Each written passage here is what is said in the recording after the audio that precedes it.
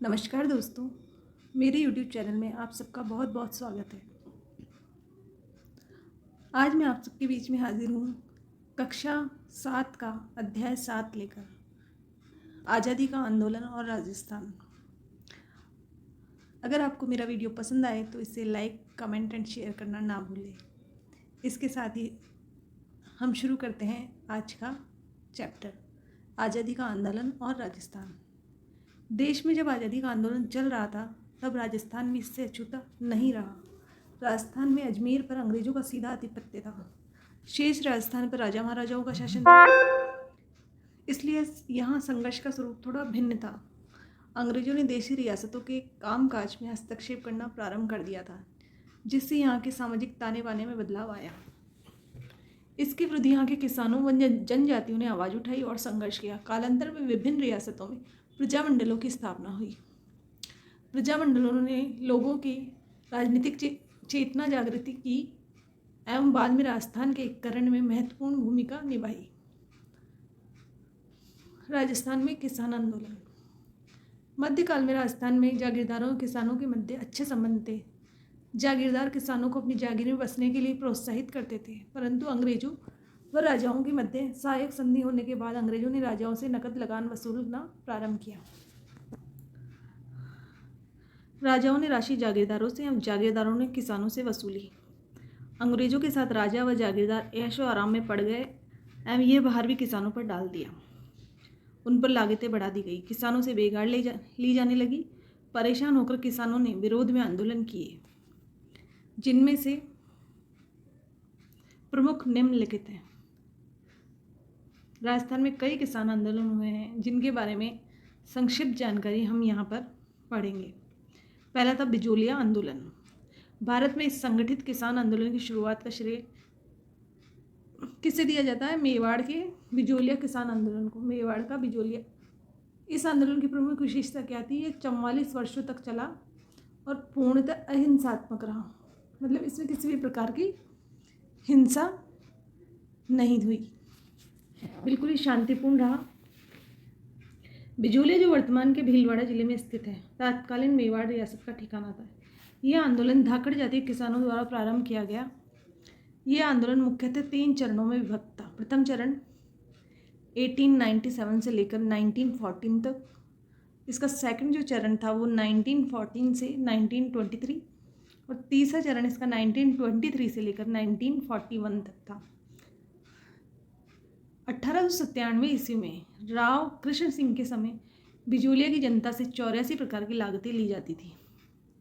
अतः किसानों के प्रतिनिधि नानजी और ठाकरे पटेल ने मेवाड़ महाराणा से इसकी शिकायत की। नाराज राव ने कुछ समय पश्चात प्रजा पर चमरी कर लगा दिया।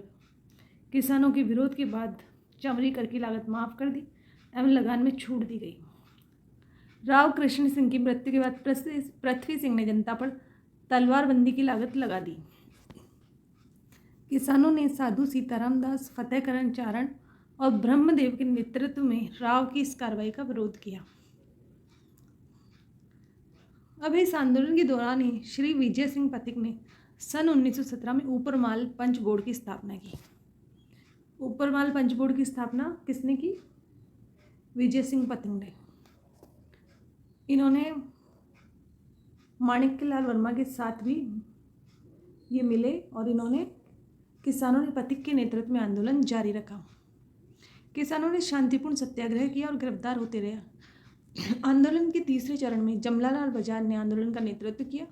सन 1941 में मेवाड़ के प्रधानमंत्री राघवाचार्य के आदेश से तत्कालीन राजस्व मंत्री डॉक्टर मोहन सिंह मेहता बिजोलिया गए। उन्होंने किसानों से समझौता करके उनकी जमीनें उन्हें दिलवाई। एक लंबे संघर्ष के बाद आंदोलन समाप्त हुआ। अंजना देवी चौधरी, रमा देवी, नारायणी देवी वर्मा जैसी महिला नेत्रियों ने इस आंदोलन में अपना महत्वपूर्ण योगदान दिया। बेंगू किसान आंदोलन। बिजोलिया आंदोलन की सफलता से उत्साहित होकर मेवाड़ के बेंगू ठिकाने में भी किसानों ने जागीरदार के अत्याचार के विरुद्ध आवाज़ उठाई। किसान मैनाल नामक स्थान पर एकत्रित हुए तथा पथिक से नेतृत्व करने का आग्रह किया। पथिक जी के आदेश से राम नारायण चौधरी ने किसानों का नेतृत्व किया। लंबे संघर्ष के बाद किसानों एवं राजा अनूप सिंह के मध्य समझौता हुआ। जिसे मेवाड़ सरकार और रेजिडेंट ने मानने से मना कर दिया। सरकार ने जांच हेतु रेवेन्यू कमिश्नर ट्रेंच को भेजा। रेवेन्यू कमिश्नर ट्रेंच ने गोविंदपुरा में एकत्रित किसानों पर गोलियां चलाने व गांवों को जलाने का आदेश दिया। रूपाजी और कृपाजी धाकड़ घटनास्थल पर ही मारे गए। कई किसान घायल व गिरफ्तार हुए। अंत में प्रशासन को झुकना पड़ा और 53 में से 34 लागतें समाप्त की गई और बेगार पर रोक लगाई गई। अब है बूंदी किसान आंदोलन। सन 1926 ईस्वी में पंडित नैनूराम रामनारायण चौधरी एवं हरि भाई किंकर के नेतृत्व में बूंदी के किसानों ने भी लाग बाग व बेगार के विरुद्ध आंदोलन छेड़ा। बूंदी के बरड़ में पुलिस ने एकत्रित किसानों पर गोली चला दी, जिसने घटनास्थल पर ही नानक भील की मृत्यु हुई। अनेक स्त्रियां व बच्चे भी घायल हुए। बूंदी किसान आंदोलन में किसकी मृत्यु हुई थी? नानक जी भील की। बूंदी राज्य सरकार द्वारा 1943 में किसानों की मांगे स्वीकार करने पर आंदोलन की समाप्ति हुई। तो ये था बूंदी का किसान आंदोलन। इसके मुख्य कौन थे? नेतृत्वकर्ता नैनूराम रामनारायण चौधरी और हरि भाई किंकर।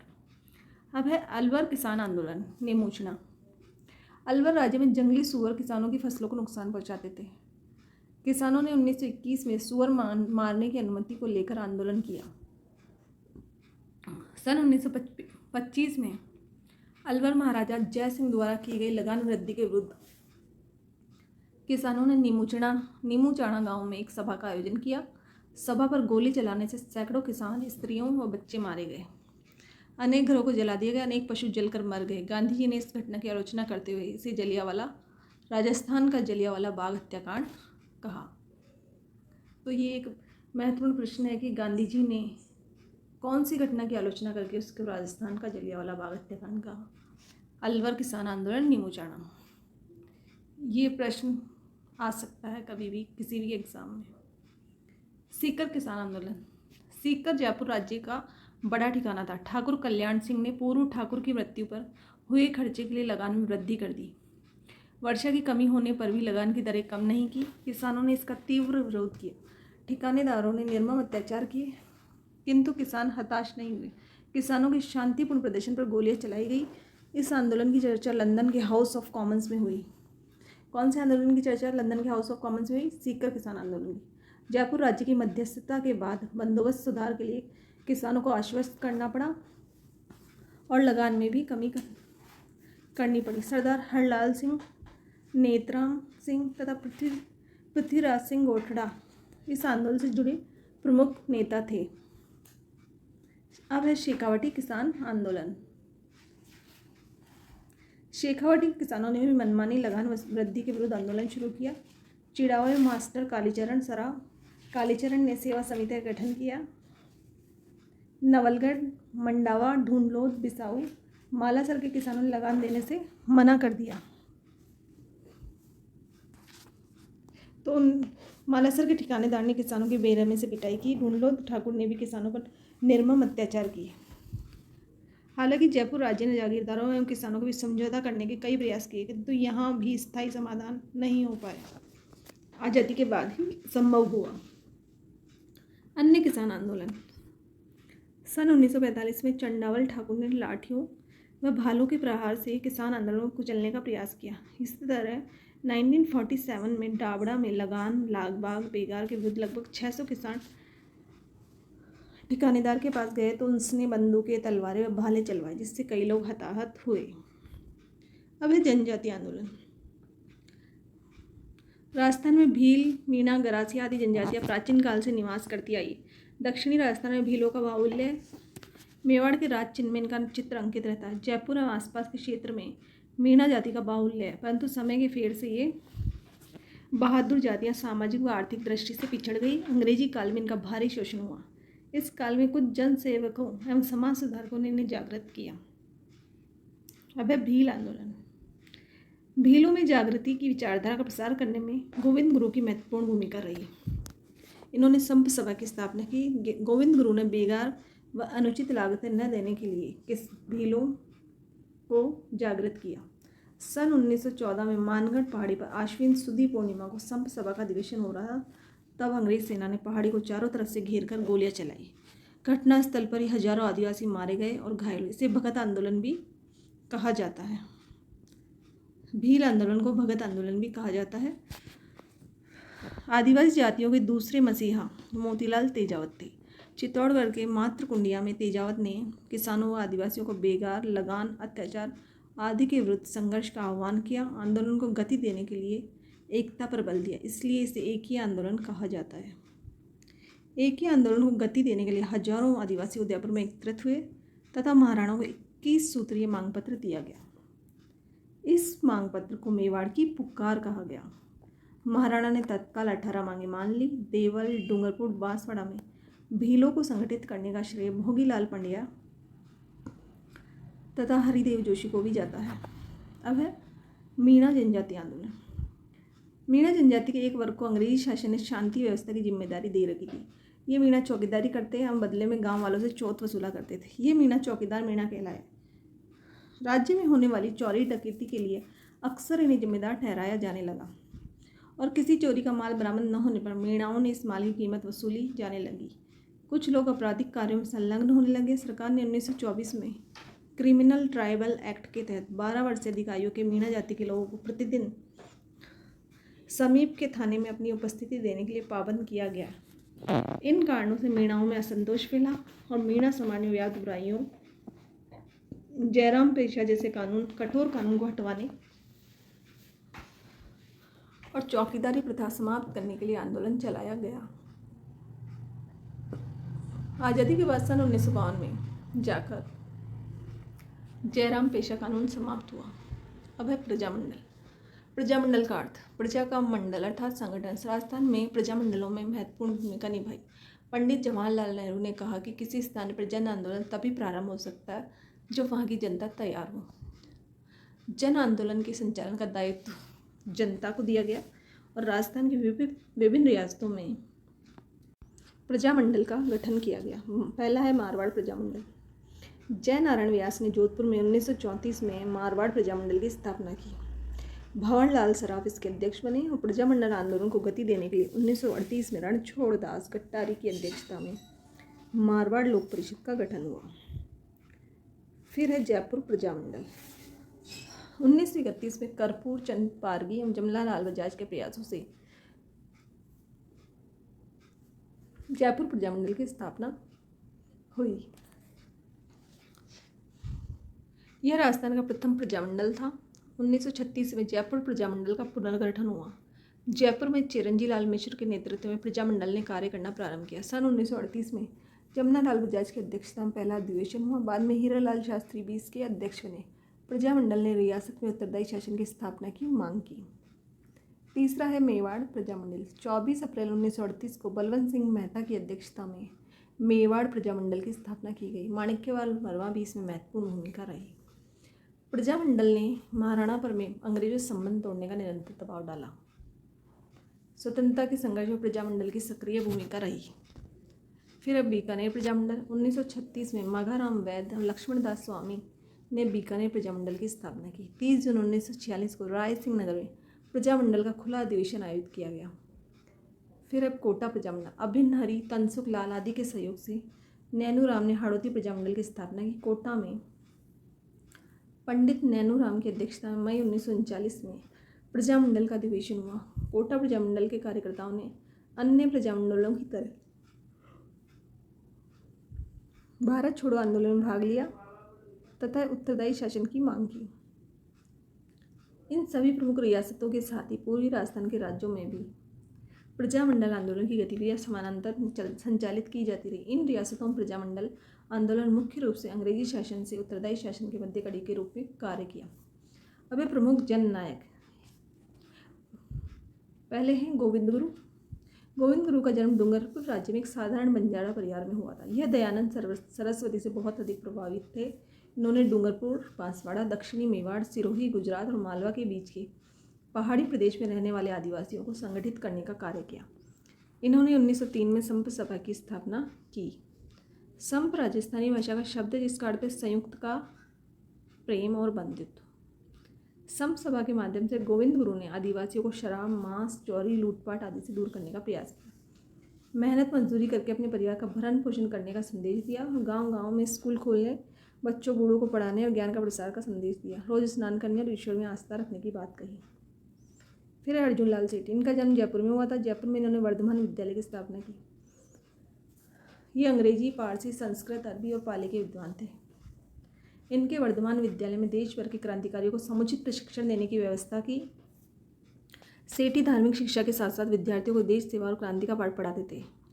प्रसिद्ध क्रांतिकारी रासबिहारी बोस से संपर्क में आने के बाद राजस्थान में सशस्त्र क्रांति का संगठन करने का दायित्व श्री सेठी को सौंपा गया। अब है केसरी सिंह बाहरट। केसरी सिंह बाहरट राजस्थान में सशस्त्र क्रांति के साथ जुड़े थे। केसरी सिंह ने राजपूतानी के जगीरदारों और रईसों में ब्रिटिश शासन के विरुद्ध स्वतंत्रता संग्राम में उनका सक्रिय सहयोग प्राप्त करने का कार्य किया।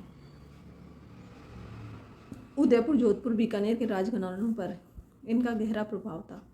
केसरी सिंह बाहरट ने चेतावनी राज चुंगटिया नामक प्रसिद्ध सोरठे लिखकर मेवाड़ महाराणा को ब्रिटिश शासन के विरुद्ध सचेत किया। अब है विजय सिंह पथिक। विजय सिंह पथिक का वास्तविक नाम भूप सिंह गुर्जर था। उनका जन्म उत्तर प्रदेश के बुलंदशहर जिले में हुआ। उन्हें क्रांति के संचालन हेतु राजस्थान भेजा गया, परंतु क्रांति की योजना असफल होने पर वे भूमिगत हो गए। बाद में विजय सिंह पथिक नाम से बिजोलिया किसान आंदोलन का नेतृत्व किया और 1919 में वर्धा में राजस्थान सेवा संघ की स्थापना की। सेठ दामोदर दास राठी। दामोदर दास राठी का जन्म पोखरण, मारवाड़ में हुआ था। राष्ट्रीय चर्चाओं की और इनका बचपन से ही झुकाव था। खरवा के राव गोपाल सिंह से राठी की अंतरंग मित्रता थी। प्रथम महायुद्ध के दौरान रासबिहारी बोस और राजा महेंद्र प्रताप ने सारे देश में क्रांति की योजना बनाई थी और 21 फरवरी 1915 का दिन उनके लिए निश्चित था। राजस्थान में अजमेर, नसीराबाद की छावनी पर भी कब्जा करने की जिम्मेदारी खरवा के राव गोपाल सिंह और भूप सिंह को दी गई। इस योजना के लिए आर्थिक सहायता राठी ने उपलब्ध करवाई थी।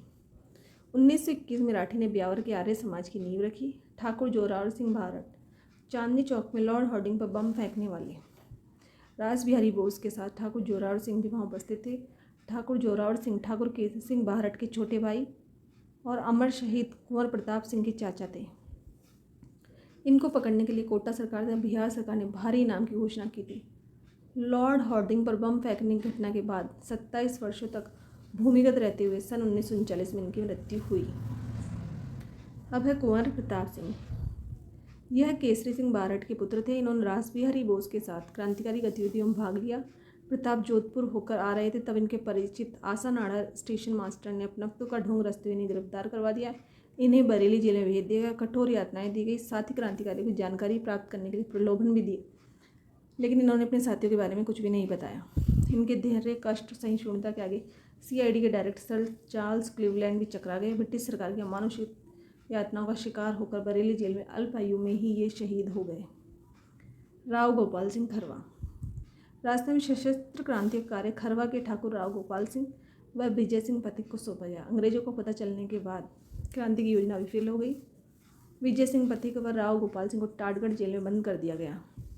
कुछ दिनों पश्चात ही दोनों वहाँ से लापता हो गए। गोपाल सिंह सलेमाबाद में पकड़े गए और तिहाड़ जेल में बंद किए गए। सन 1920 में रिहा होने के बाद ये रचनात्मक कार्य में संलग्न रहे।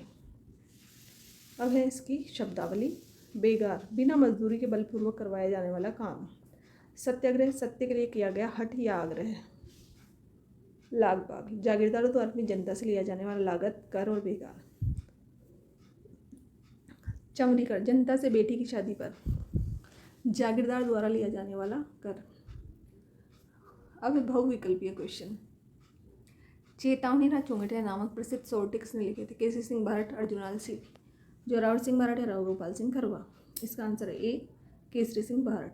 राव सवाई कृष्ण सिंह के समय बिजोले की जनता से लागतें ली जाती थी 84 प्रकार की। स्तंभ ए को स्तंभ बी से मिलाइए। मारवाड़ प्रजामंडल की स्थापना किसने की? जयनारायण व्यास। मेवाड़ प्रजामंडल माणिक्यलाल वर्मा। जयपुर जमनालाल बजाज। बीकानेर प्रजामंडल मघाराम वैद और कोटा प्रजामंडल पंडित अभिन्न हरि। अब भगत आंदोलन किसके द्वारा चलाया गया था? गुरु गोविंद के द्वारा।